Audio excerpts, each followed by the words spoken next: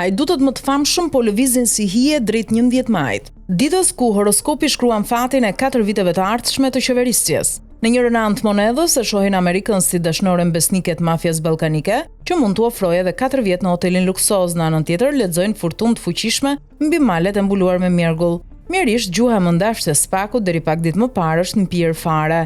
Lëviz dyshimi si hije në sfond të ironisë se po Amerika, me heshtjen për gjithë këta kriminal që mund të jenë ligjvënës pas 11 majit, mund të jetë njëkohësisht heroi me kalë të bardhë që siguron edhe spakistët me mëkate shumë, edhe dragoi që u fryn flakëve për të ndezur zjarrin e drejtësisë që mafia e shuan me ujë surreli. Sidosh gjella, kjo shije u pëlqen të gjithëve. Ndonjë kafshim i porositur si menu e mafias nuk është asgjë më shumë se 1, 2 ose 3 hapa pas e aktorëve të ritualit panikut, që sa herë zbrapsen marrin hove sulmojnë më egërsisht viktimat e tyre. I kanë edukuar hajdutët e vegjël të pranojnë pak izolim pasi e keqja nuk ka funde, më e zeza fshihet tek më e bardha shpresa. Diku në trupin e shpresës zhvillohet edhe frika.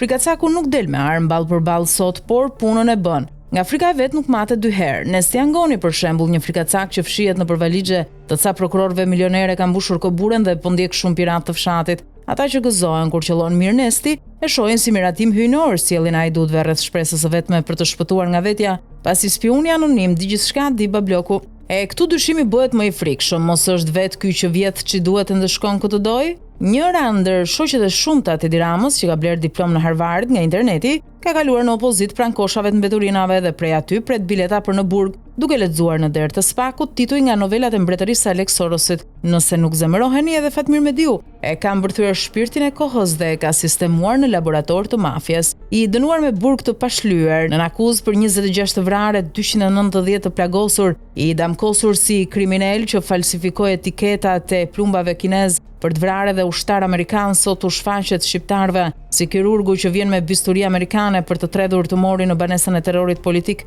Metastazat në përqelizat kancerogjene të trupit të diplomacisë po na shfaqen si shkencë kopjuar nga koha kur Charles McGonigal bënte mësuesin e fshatit ton dhe babloku ynë tymin e djegjes së shtetit e mbështillte me çarçaf patriotik. Pra këta që po marshojnë drejt pushtetit të nesër janë ata hajdutët e djeshëm. Të tërë janë një substancë, kanë të njëjtin zhvillim ndjeshmëri dhe aty ku kanë shpresën kanë edhe frikën tek Amerika.